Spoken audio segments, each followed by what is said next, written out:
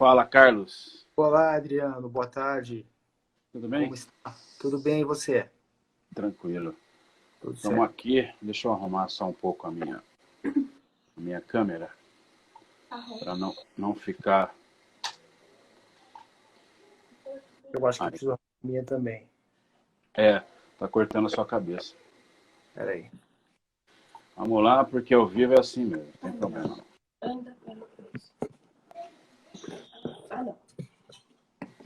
Peraí.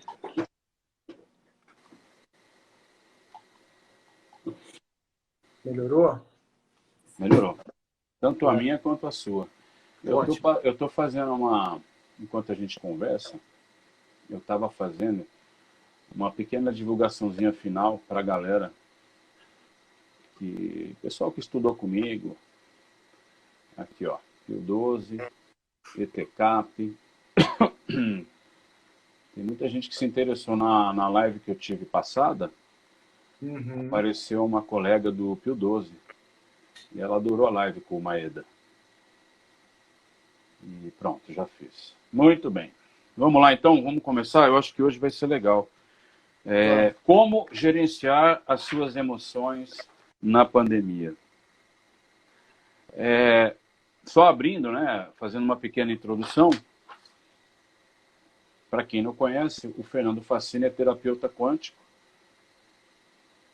trabalha com a chamada terapia quântica, que por sinal, na minha opinião, é muito boa, tem dado muito resultado para mim, tá? E ele também é bacharel em educação física, além de outras coisas mais, né, o Fernando? Que na verdade eu chamo ele de Carlos, não de Fernando, mas como ele é conhecido profissionalmente como Fernando Facchini, assim será. Mas se vocês de repente perceberem que eu estou chamando ele de Carlos, é porque a gente já se conhece há 25 anos, e faz 25 anos que eu chamo ele de Carlos, Carlão, Carlos, Carlão. Então, para mim, não existe Fernando. Então, eu vou tentar fazer força aqui para chamar de Fernando, mas é difícil. Né? É 25 anos já, Carlão? Um pouco mais. Mais? Mas deixa nos 25. É mesmo, cara. É, quase 30. 30 anos já. Pelo amor de Deus. É, É tempo, hein? é Nossa. tempo. É verdade, né? Porque você vê, ontem eu fiz 50. E a gente se conheceu em 92, foi isso? Foi isso. 28 anos. Caraca, É isso aí. 28 anos é tempo demais. Verdade. Cara, ó, então vocês percebem que eu chamo ele de cara, é intimidade gritando alto aqui. Eu vou tentar ser mais formal em respeito a vocês que estão nos ouvindo, mas bom, essa pandemia está deixando muita gente com medo, né, cara? Pois Eu é. acho que, como eu disse na última live, depois que a gente fez aquela meditação, e foi só uma vez, e ontem eu te falei isso também, ontem eu fui até Campinas e visitei o Carlos, e a gente, mantendo o distanciamento social, a gente conversou pessoalmente, e eu disse a ele que até o dia em que nós fizemos uma meditação, eu estava em pânico. Eu não sei porque a minha personalidade diz que as coisas que podem levar à morte ou que estão caminhando para uma morte real, elas me dão pânico. E daí eu estava realmente muito mal. E a gente fez essa meditação e de lá para cá a coisa melhorou muito. Eu ainda me pego às vezes com medo, sabe? Mas eu tenho estado mais atento ao medo para que ele não tome conta e faça justamente aquilo que a gente falou já, né? O medo destrói o sistema imunológico. Mas, por isso que eu quis fazer essa segunda live com você, para que as pessoas também conheçam algumas nuances daquilo que você me explicou e que eu acho que precisa ser passado para todo mundo, porque pode ajudar, né? Hoje é feriado, o pessoal está em casa, quer dizer, deveria estar até no dia em que não é feriado, né? Mas a gente vê muita gente não respeitando a quarentena, infelizmente.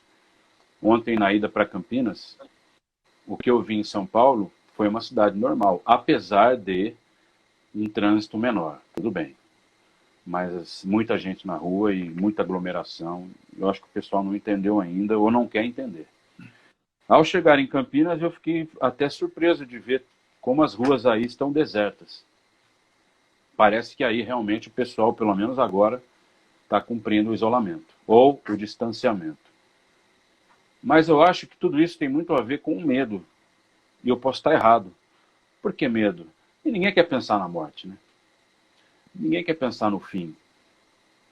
O fim, para muita gente, é uma coisa que não existe. Ou se existe, está lá longe. Ou só acontece no vizinho. Então, eu acho que o povo, de repente, pode querer ignorar isso. Vamos para a rua, vamos conversar, vamos socializar. E aí acontece isso, né? Deixa eu começar a nossa live perguntando o seguinte. Bom, para quem não sabe, o tema da nossa live é como gerenciar as emoções nessa pandemia. Essa crise de hoje, Carlos, para você, ela é diferente de outras eventuais crises que a gente tenha passado? O que esse momento que a gente está vivendo hoje tem de muito peculiar, na sua opinião? Eu acredito que seja essa uma crise inédita para a nossa geração, e por algumas razões. Primeira delas é que a gente vê a extensão mundial. Então, não existe um lugar seguro para quem desejar se esconder. O isolamento, sim, traz certa segurança, né? E a gente pode evitar o contato, como temos feito, boa parte da população tem feito, já entendeu, mas não existe um lugar seguro. Eu tenho que comer, eu eventualmente preciso estabelecer contato, né, com algumas pessoas enfim, eu não consigo isolamento total. Poucas pessoas vão conseguir. E mesmo assim, não é segurança absoluta. A gente sabe que uma questão bem particular dessa crise também é que nações consideradas estáveis foram afetadas, né? Então, países de primeiro mundo, com tecnologia científica, com estrutura, equipamentos médicos, profissionais muito bem capacitados, recurso financeiro. Então, essas nações foram muito afetadas. E os resultados têm sido lamentáveis, né? A gente vê que as pessoas morrem. E esse é um ponto que eu queria tocar. Nós tínhamos combinado até uma live sobre o grupo de risco, e podemos fazer isso, Isso. Na próxima semana, numa outra Vamos, data. vamos. Porque assim, fala-se muito de que as pessoas morrem por falta de estrutura. Então, existe a sobrecarga por conta da demanda de UTIs e respiradores. Essa demanda é aquém da necessidade. Mas eu tenho uma pergunta. Por que as pessoas, então, morrem antes dessa superlotação acontecer? Então, as pessoas não começam a perder a vida na superlotação. A gente vê a curva de morte subindo mediante atendimento médico, mediante atendimento hospitalar.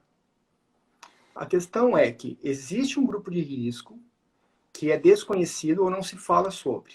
Não se fala sobre esse grupo de risco, porque a saúde, você fez 50 anos, como disse. Então, vamos imaginar que, estatisticamente, se essa doença estivesse a partir dos 50. O que determina é a sua identidade, que hoje você tem 50. Agora você entrou para o grupo de risco? Não, é a tua saúde, é o que você construiu até aqui. E esses pilares da saúde, que também dizem respeito às emoções, ao bem-estar social, aos projetos de vida, aos hábitos diários, aos hábitos alimentares, fundamentalmente, né, é uma questão, a gente vem falando sobre isso, alguns artigos foram escritos e eu consegui que o meu texto, graças ao trabalho de assessoria de imprensa muito bem feito, que esse texto chegasse às principais capitais dos estados, né? Então, a gente vê que orientações de saúde precisam continuar para uma vida de saúde. Então, voltando aqui para essa questão da extensão dessa crise, a gente tem um inimigo invisível. Então, esse fator, ele também é determinante para o estresse. Porque eu não sei se o ataque está presente. E daí, essa questão de incubação, onde o vírus não oferece sintomas, né? Nenhum. E a gente Zero. tem grupos que serão assintomáticos durante a contaminação. E passarão pela contaminação sem sequer manifestar nenhum sintoma. Tudo bem, mas nós temos os sintomas ocultos que acontecem por 14 dias. Então, essa doença sintomática que as pessoas não sabem. Eu tenho encontrado pessoas que dizem, olha, eu preciso testar, eu quero testar, eu não consigo testar, e enfim. E aí já é um sinal do estresse, né? E é uma questão, é uma crise que ameaça a vida. Esse desespero em querer testar, ou essa ansiedade, ela é muito ruim, né? As pessoas se prejudicam com isso, não? É. Sim, sim. E tem algumas pessoas que já manifestam sintomas que estão com medo de irem para o teste. Estão tentando evitar. Não, isso vai passar, é só uma alergia. Eu tenho coriza, um pouquinho de dor de cabeça, mas tá. Então, é o pavor mesmo, né? Uma situação de instabilidade. E essa ameaça... Só para falar, Carlos, eu, por exemplo, agora não mais, mas de vez em quando eu me pego verificando a respiração, para ver se está tudo bem. É, não é fácil não, cara. Você fica meio, você fica meio sequelado da cabeça, viu, com essa história aí. É meio ruim. E, assim, é inevitável que esse assunto ocupe todas as mídias. Então, o centro de todos os meios de comunicação, né, sempre são notícias relacionadas à evolução da doença, pesquisas, evolução de pesquisas, os números, as estatísticas, né? Então, essa ameaça à vida é o que diferencia essa crise de outras crises. Nós passamos recentemente por crises políticas, né? Polarizações, e até rupturas entre amigos, familiares e tal. Mas é uma crise que passa e até aí tudo bem que afeta o nosso dia a dia, afeta muitas áreas da nossa vida, né? Uma questão política, políticas públicas mal implementadas ou mal planejadas impactam certamente assim, toda a sociedade. Mas, veja, essa é uma crise que atinge várias áreas, inclusive a área política. A gente vê a queda de um ministro, né? E que, assim, em pleno desenvolvimento da crise, nesse desenrolar em que ações já haviam sido planejadas, enfim. E a questão econômica, que também entra num pacote, porque se você vê de novo, essa segmentação, né, de polarização. Você tem a economia aparecendo como uma preocupação de muitos, e a saúde e a vida como preocupação. Mas isso não é verdade, porque nós estamos intrinsecamente ligados em todas as áreas. É lógico que a economia favorece a saúde, e a saúde também projeta a economia, e aí esse círculo começa a funcionar com a estabilidade de todas as áreas, né? Na minha visão, o que a gente tem como solução hoje é a prevenção. Porque a ausência de uma solução... Porque se nós tivéssemos uma solução alcançável, vamos imaginar que você tenha uma vacina no mercado que custe 15 mil reais. Mesmo quem não tem esses 15 mil reais na conta, mas tem crédito, emprestaria os 15 mil reais e resolveria o problema, não é? Se alguém conheceu, alguém da família contaminou. Com certeza. Mas o problema não e essa crise, quando atinge, então, as camadas mais favorecidas da sociedade, também começa a preocupar, porque são pessoas que não estão acostumadas a encarar uma crise frente a frente, ou serem em grupos de risco. Porque as outras crises anteriores foram crises políticas, financeiras, em que os favorecidos sempre ganham mais favores. Ou se isolam, esperam, né, a poeira baixar. Então, nesse caso, o que fragilizou ainda mais foi essa divergência política que aconteceu. Então, as nossas lideranças políticas... Não pode falar. Essa fragilidade. Então, a gente espera dos órgãos oficiais, vamos imaginar, do governador, e aí as decisões federais, ministro da Justiça, ministro de Saúde, daí o secretário de Saúde. Mas quando a gente vê a divergência, e aí isso fragiliza mais. Por quê? As pessoas fragiliza quem? A pessoa? O cidadão? Sim, sim. Quem estiver ligado às notícias e estiver acompanhando as medidas que são tomadas. E essa dissociação que aconteceu deve se preocupar. Por quê? Porque é como se o governo é como se o comandante de um navio começasse a discutir com o subcomandante. Não sei se é subcomandante de navio, mas Não, você mas eu imagina, entendi. um quer seguir para a direita, outro quer seguir para a esquerda, e na frente tem um iceberg. Então, vamos imaginar lá, voltar na época do Titanic, né? Um fala, acelera, não acelera, vira, não vira. E a gente tá no barco, né? Olha só, as pessoas que estão hoje sozinhas, que moram sozinhas, mas que agora necessariamente precisaram ficar sozinhas, né? Por exemplo, eu tenho meu irmão que está sozinho. A gente tem amigos que moram sozinhos e ficaram sozinhos. Essa solidão forçada, ela gera, na sua opinião, o quê? Mais depressão e tristeza, mais ansiedade, e de que maneira isso pode ser confrontado para que a pessoa não ceda a essas coisas que são ruins? Tá, eu quero fazer um link entre Ah, essa primeira pergunta que você faz sobre a diferenciação dessa crise, porque, de fato, todos esses fatores que eu mencionei, eles são fatores de desequilíbrio, né? E a coisa se potencializa quando eu tenho a somatória de vários fatores, quais eu não tenho controle. Então, independente da pessoa estar só, e eu quero falar um pouco assim ainda, antes de entrar na solidão, do confinamento em solidão, eu quero falar desse cenário, por quê? Porque é importante que a gente tenha esse sentimento de impotência frente a uma situação que é a vida, que a gente quer ter controle, e é um pseudo-controle. Então, as emoções começam a se esvair e a serem desequilibradas a partir desse ponto que a gente perde esse pseudo-controle que a gente tem. Então, mas o indivíduo em isolamento, ele tem um agravamento porque ele, ele perdeu a relação com o próximo e nós sabemos que a nossa identidade se desenvolve a partir do outro. E a gente busca aprovações e até reprovações. Então, é prejudicial, sim, estar só, você sofre prejuízos, porque você entra em contato com alguns defeitos que você tem e você não consegue dar vazão àquelas emoções que surgem. Porque hoje, qual é o objetivo? Eu queria muito falar sobre as emoções que surgem. Porque se a gente ah, conseguir entender o porquê dessas emoções surgirem, a gente vai entender que é normal. Tentei fazer uma contextualização sobre o tamanho da crise por conta disso, porque ninguém está maluco, ninguém está ficando doido. Essas crises de ansiedade que a gente tem ouvido e tem visto, elas são naturais frente ao tamanho do elefante que aparece. Então, o indivíduo isolado, esse que está em solidão, ele sofre alguns prejuízos por conta de estar consigo mesmo. Ou seja, ele começa a se descobrir em seus defeitos, vamos dizer assim, ou em suas ausências de virtudes, para superar mas a crise. como é que a pessoa começa a se descobrir quando está sozinha? Dá um exemplo aí para a gente entender.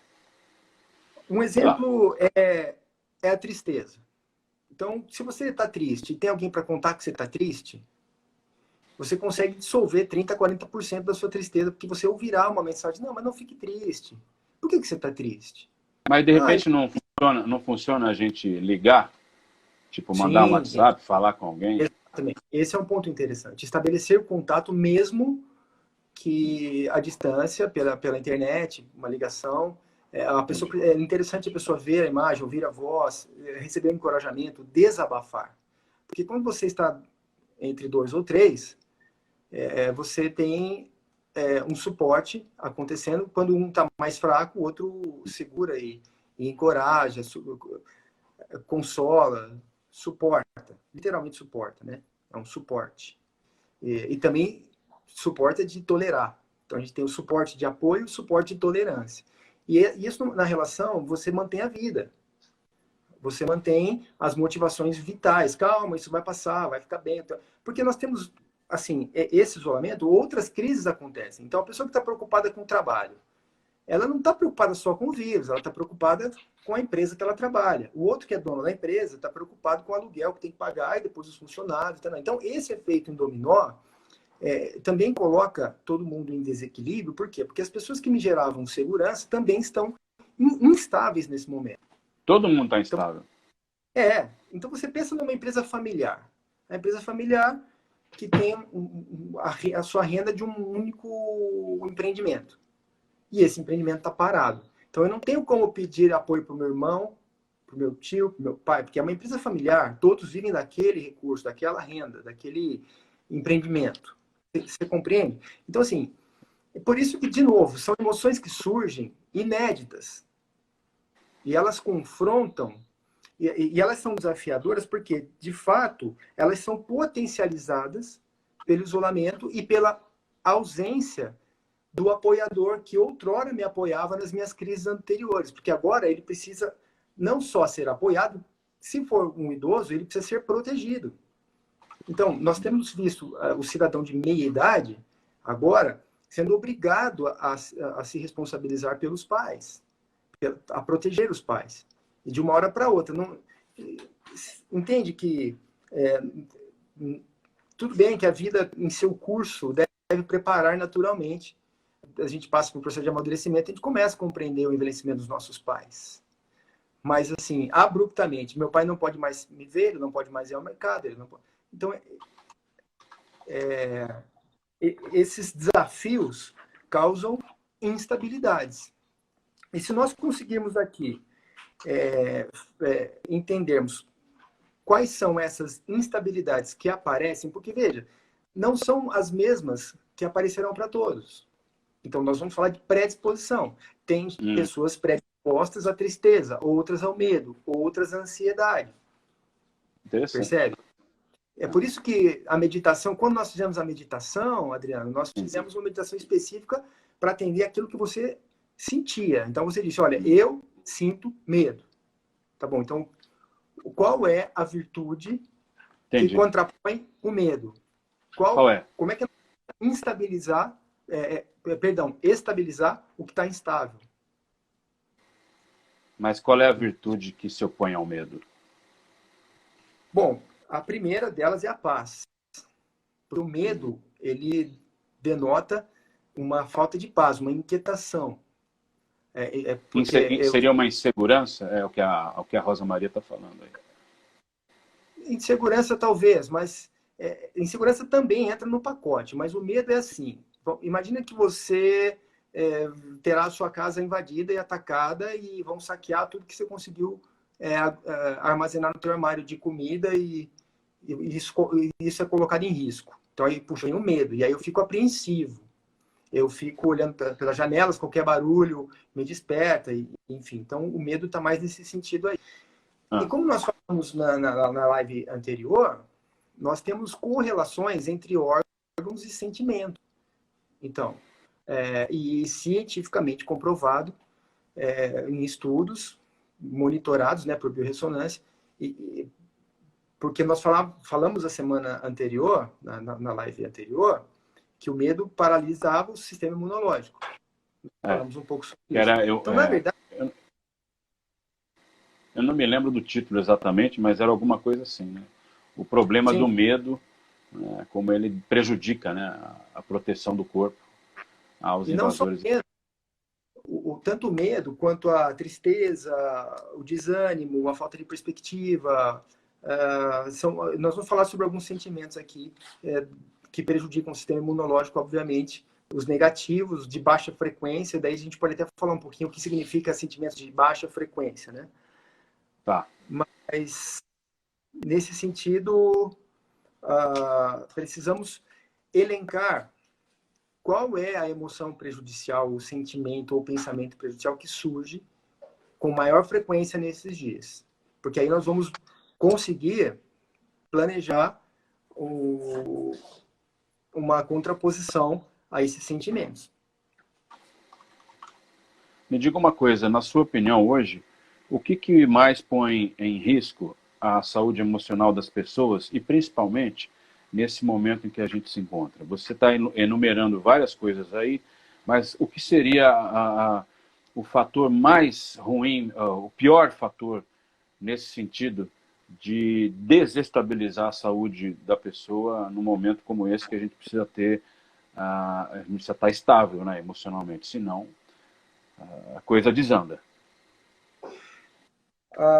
Bom, esse encontro encontro forçado, entenda. Eu tenho que obrigatoriamente encontrar com a minha família durante o dia todo agora, mas eu também tenho encontrado com a minha pessoa, com a minha essência. Então, esse encontro, o desafio começa aí. Então, eu preciso me conhecer. Então, eu estou sendo afetado em que área? O que eu sinto? Eu preciso identificar isso. De fato, a crise da identidade, ela aparece nesse momento. Então, quem eu sou, o que eu estou fazendo aqui, será que tudo que eu fiz aqui valeu a pena até hoje? O que eu vou fazer amanhã? Então, são perguntas que são recorrentes, até mesmo para distrair um pouco essa questão que está automatizada sobre as circunstâncias. Então, eu tenho distrações que surgem, né? E essas distrações, elas vêm do inconsciente e elas provocam um realinhamento de identidade. Por isso que nós sempre falamos dos eixos, eixo emocional, o eixo mental, o eixo fisiológico e o eixo espiritual.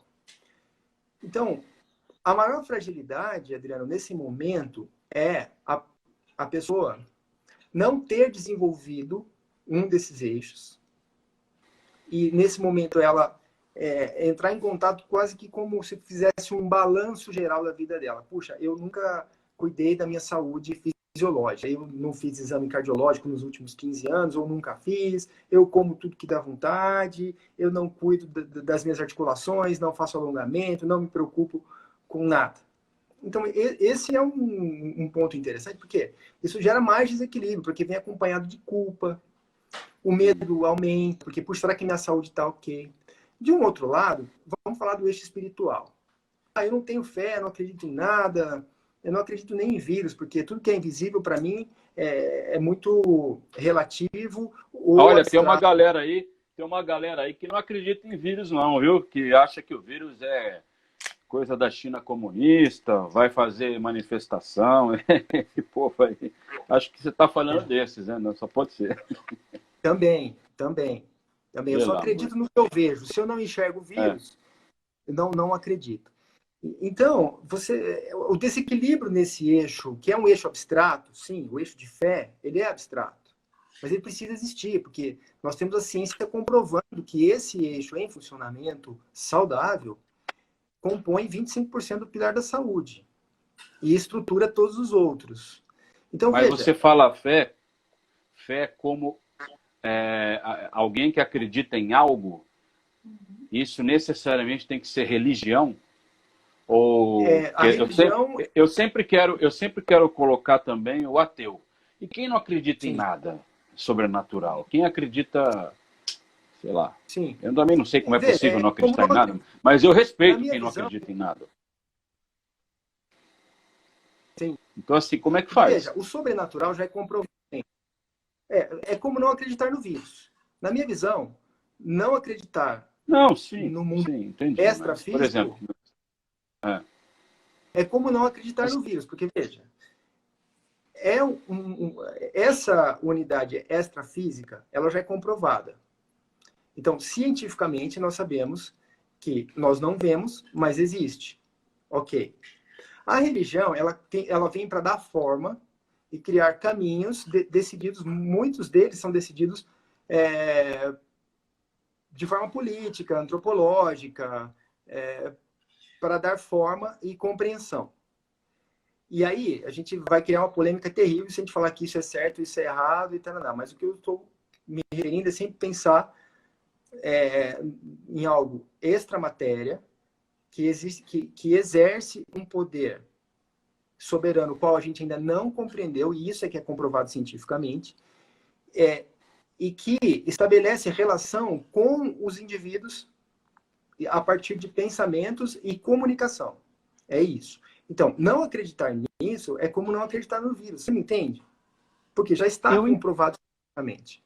Não, mas aí que tá, peraí. Eu não vou entrar em polêmica também. Mas, assim, essa comprovação científica do sobrenatural foi feita por quem porque, assim, é inevitável que a gente tenha que pensar em todo mundo. E essa sua visão, eu acho ela extremamente boa, tanto assim que, para mim, está fazendo muito, muito efeito. E é preciso que, de alguma forma, essa pessoa que não acredita em nada, pelo menos em si própria. A crença no nada não é uma crença? Porque, assim, por mais ateu que seja uma pessoa, ela pode acreditar na força da mente, no positivismo, no negativismo, nas palavras que são emitidas e podem gerar algum tipo de... Enfim, eu conheço agnósticos que são assim, que de repente falam, não, eu não acredito em nada, mas eu acredito em ser positivo, em pensar positivo, sei lá. É uma crença, não é? De grosso modo, é uma crença. Eu também acho que não existe alguém que não acredita em nada. Nem que acredite sei lá, num chiclete. Acredita no chiclete, mas acredita. Sei lá. E aí, como é que faz para você, na hora que for, por exemplo, no seu caso que é terapeuta, vai tratar uma pessoa assim, como é que você leva em conta esse eixo de fé, que eu repito, eu acho importantíssimo, como é que você põe isso na equação, que é uma equação matemática com várias variáveis, tendo que diferenciar pessoa para pessoa, fé para fé, crença para crença. Isso aí é a parte mais complicada, por exemplo, de uma terapia, Carlos? É a parte mais desafiadora. Então, essa sua fala sobre a crença, a gente tem a crença humanista, que é Sim. acreditar no potencial humano, no potencial da mente humana. Mas quando a gente vai para a extrafísica, a gente até pode fazer um paralelo com a física quântica. Então, a física quântica, que analisa a frequência vibracional das células, ela é muito confundida por leigos, pessoas que não estudaram ainda a mecânica quântica, por exemplo, como espiritualidade. Mas a gente sabe que está tudo muito interligado. Por quê? Estudos recentes aí, é isso que eu queria falar ainda sobre essa parte anterior, como é que a gente embasa esse conhecimento. A ideia não é querer comprovar que existe um ser extramaterial e tal, mas estudos. O Andrew Milberg é um pesquisador, assim, alguém que se tornou referência, porque ele escreveu um livro, publicou um livro recentemente, né, que ele fala como a sua mente pode projetar a tua fé em outro sentido, em outra direção, ou como ela pode permanecer estagnada. E ele fez estudos e acompanhou durante mais de 20 anos pessoas que manifestavam a fé e pessoas que não manifestavam a fé. Então a gente tem um caminho. Um outro caminho é o Bruce Lipton. Bruce Lipton é um neurocientista americano que era ateu. Ele se autodeclarava ateu, mas ao entender a complexidade do funcionamento da mente humana a partir do que se crê e do que não se crê, então ele começou a ver pessoas se recuperando a partir da fé. Então, veja, ciência comprova que a relação com o sobrenatural melhora os resultados no físico. Então, esse é um ponto. Então, não vamos tentar convencer as pessoas a acreditarem. Por quê? Porque há quem diz, e aí, se a gente pegar relatos, e aí eu vou entrar numa questão que pode ser polêmica, mas uma pessoa que viveu muito a fé, que foi o apóstolo Paulo, o qual eu estudo, essa é uma referência para mim, tá? Essa é uma referência pessoal, até posso recomendar. Mas o apóstolo Paulo escreve que a experiência de fé é individual e é dom divino.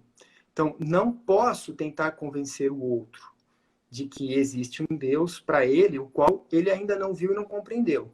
Então, o que eu posso fazer é mostrar quais são as transformações que ele pode ver a ter em sua saúde, em sua qualidade de vida, a partir do momento que ele se permitir experimentar.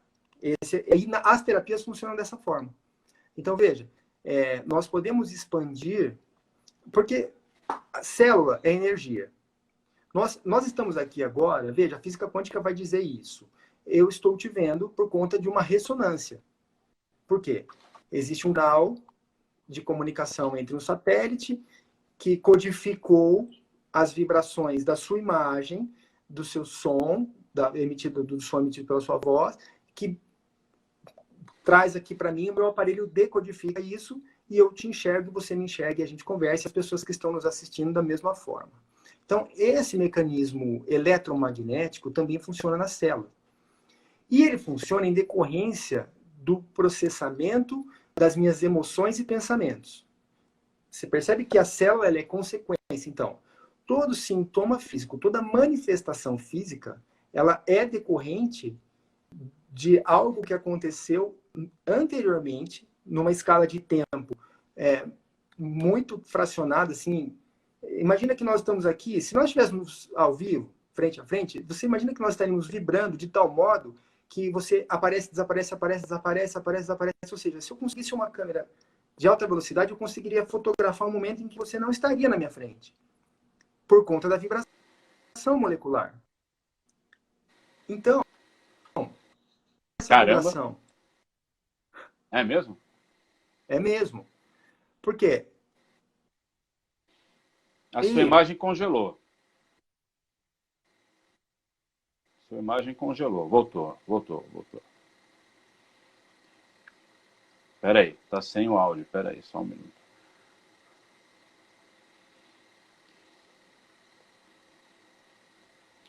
Ó. Tá sem o áudio. Você tá sem o áudio, viu? Tá sem áudio. Acho que é melhor você sair e entrar de novo. Vamos lá, o pessoal vai continuar comigo aqui. Sai e entra de novo. Sai e entra de novo. Ó, eu vou escrever para você. Ó.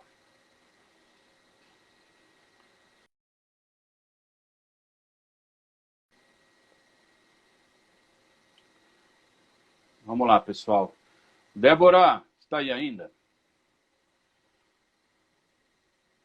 Tá. Eu vou fazer a sua pergunta para ele, tá? Não vai embora não, que achei legal essa polemização. É ótimo isso. Fica aí. Obrigado por vir aqui, aliás, viu, Débora? Valeu. Saudade de você. Raquelzinha, mas eu tô sem áudio? Eu, o Adriano?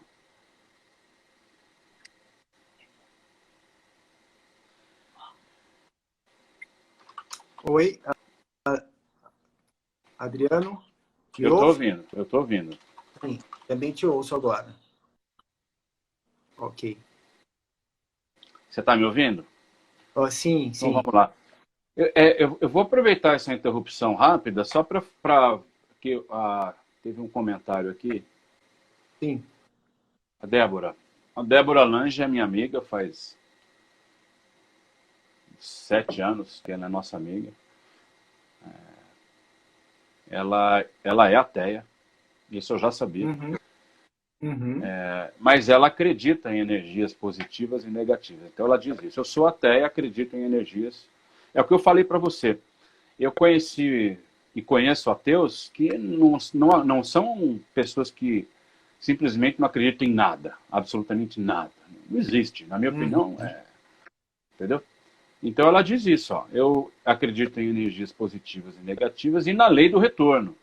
E sim, acredito muito no vírus. Eu acho que ela se referiu ao seu comentário, né, de que quem não acredita em nada, vezes nada, igual a nada, daí eu sou obrigado a concordar também, e não é o caso dela, também é o cara que não acredita no vírus. Né?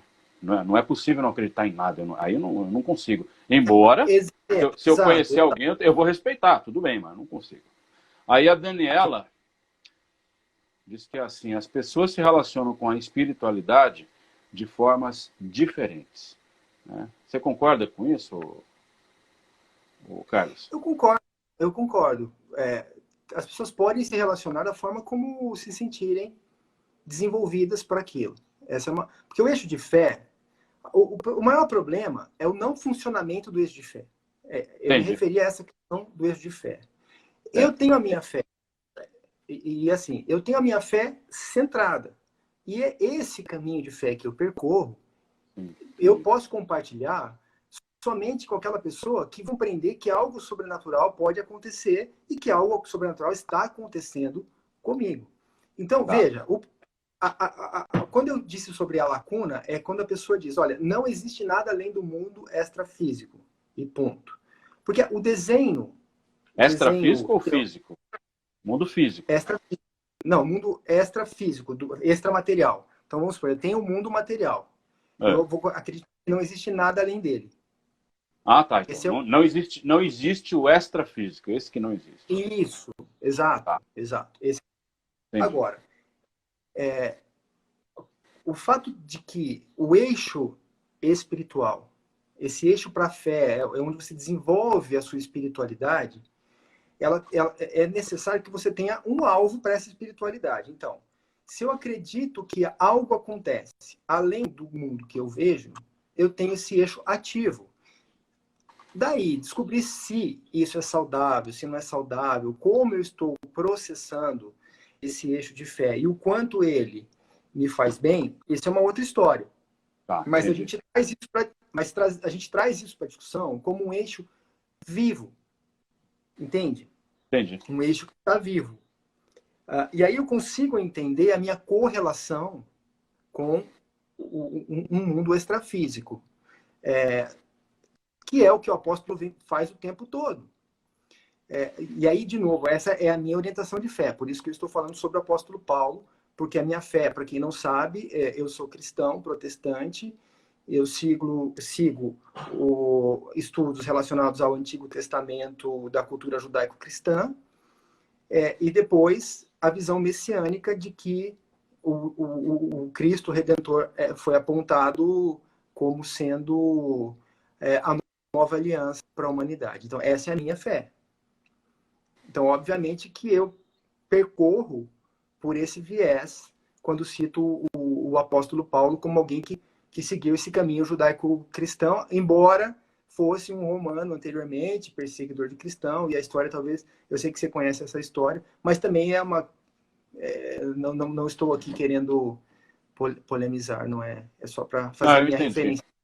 Eu queria que eu parei só nesse, nesse aspecto, porque achei importante a gente fazer essa Sim, ressalva, porque é sempre bom, né? Mas eu queria falar um pouco mais do assunto que nos traz aqui, sem tergiversar muito. sim. Como gerenciar as emoções na pandemia? Primeiro a gente definiu um pouco, né, quais são essas emoções que podem surgir. Medo, ansiedade, angústia, depressão, solidão. Tem mais alguma aí? Sim. Qual Bom, mais?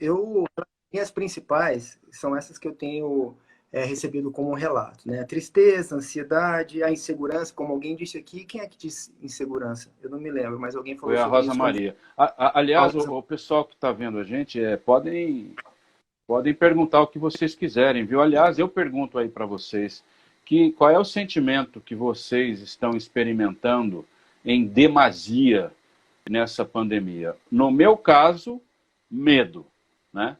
Foi o medo, ou é o medo, mas agora está mais baixo. Mas e vocês, pessoal? Eu queria que vocês escrevessem aí.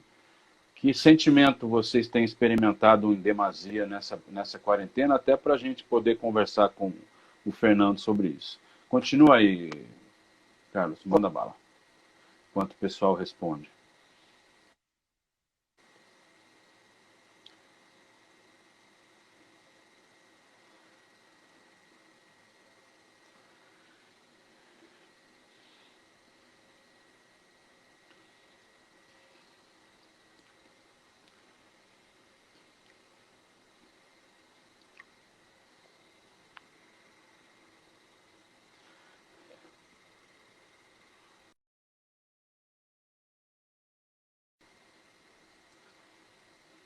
Vamos lá.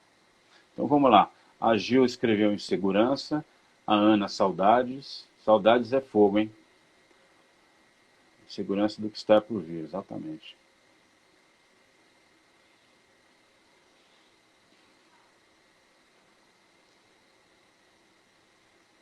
O que mais, pessoal? Só a Ana e a Gil que escreveram? Vamos lá. Oi, Deixa eu Adriano. ver quem.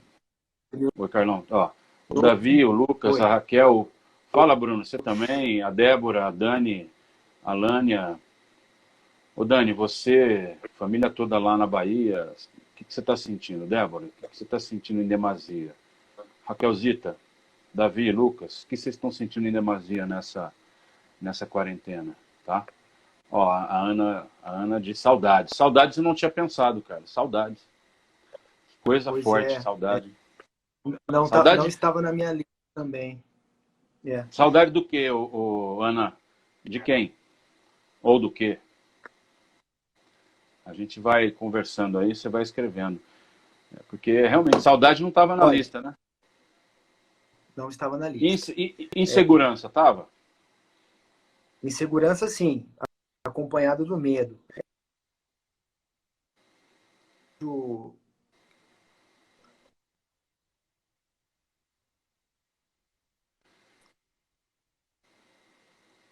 Oi, você me ouve? Me Tô ouve? ouvindo. É. Ó, o Tá Lucas ouvindo? falou que tem. Tô ouvindo. É que você está tendo algum problema aí na conexão? Será que Tem não está surgido sendo usada em demasia essa muita conexão? De repente, várias agressividade pessoas e estão se conectar. culpabilização. Então, essa... Fala aí, vamos ver se seu áudio está vindo. É, então. Problema de conexão. Sai e volta.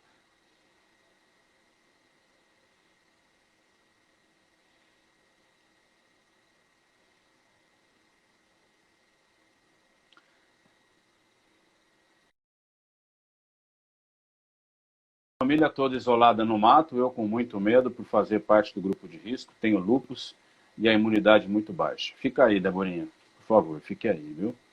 Não saia do sítio, por favor. É, vou falar para ele isso, Lucas. Vou falar para ele isso.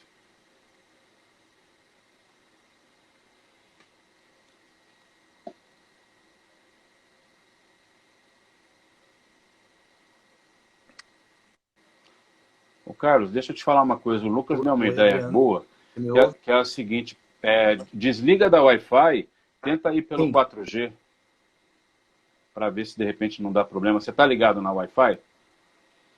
sim. Tenta Tá, ligar. vamos tentar caminhar assim, aí se parar de novo eu mudo a conexão. Deixa eu ler para você aqui, ó, rolou um monte de coisa legal. Ó. Então vamos lá. Aham. A Gi falou em segurança, a Ana, saudades. Muitas saudades, ela frisou. O Lucas, ansiedade em tentar ser produtivo. O Bruno, no meu caso é mais medo e insegurança, além de um sentimento de estar cercado a todo momento. Isso eu não entendi, Bruno, como assim?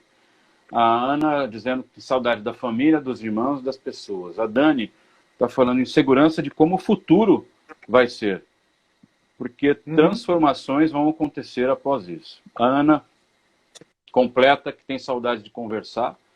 A Raquel diz que sente falta de interagir olho a olho com as pessoas, só virtual não basta.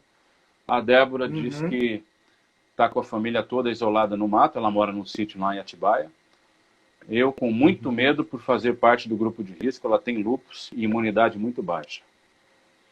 Uhum. E aí o Davi O completa Davi, dizendo que tenho percebido o cuidado de Deus. O Davi deve ser sim, cristão também. Então, você vê, as sim, pessoas se manifestam, cada uma de uma forma, né? sim. A minha resposta é medo. É medo. A Daniela diz que É, temos sentido como somos vulneráveis. Todo mundo se assusta com isso, mas temos encontrado estratégias para encontrar paz no meio do caos. Ótimo, maravilha. veja, esses sentimentos, eles são sentimentos de baixa frequência, quando negativos. Então, quando a gente experimenta o medo, a tristeza, a ansiedade, a insegurança, a instabilidade, e aí a gente reage de forma agressiva ou tentando culpabilizar alguém, tentando culpar. Eu elaborei um plano que, como você experimentou a meditação, eu elaborei um plano para cada sentimento. Então, vamos imaginar aqui, o medo, nós fizemos a meditação da paz. Então, nós fizemos um exercício em algumas verdades absolutas que nos conduzem à paz, mesmo em meio a esse cenário, que eu imagino que o Davi tenha experimentado dessa paz, quando ele fala sobre o cuidado que ele recebeu da parte de Deus. Aí, o que contrapõe a tristeza, é óbvio que é a alegria, mas como eu posso estar alegre? Aí eu preciso começar a praticar a gratidão. Então, eu agradecer me traz à memória aquilo que pode me gerar alegria também. É lógico que eu não vou me concentrar em histórias tristes, em episódios tristes da minha vida, mas eu preciso olhar para o que eu tenho, para os recursos, para a estrutura, para a família, Porque, veja, nós estamos numa situação em que, de fato, muita vai mudar. Então, as pessoas dizem, que o normal voltará diferente. Então, as pessoas dizem, quando isso volta ao normal? Não, o normal jamais será normal, pois será diferente. Eu acredito. Então, eu quero propor uma experiência grátis aqui, uma amostra grátis da meditação, como eu fiz com você. Um tempo. Eu ia falar para você fazer isso. Aliás, espera só um minuto. Tem 55 minutos de live, ela já vai acabar. Então eu vou encerrar e a gente já vai voltar. Mas eu ia pedir para você dar uma demonstração da meditação.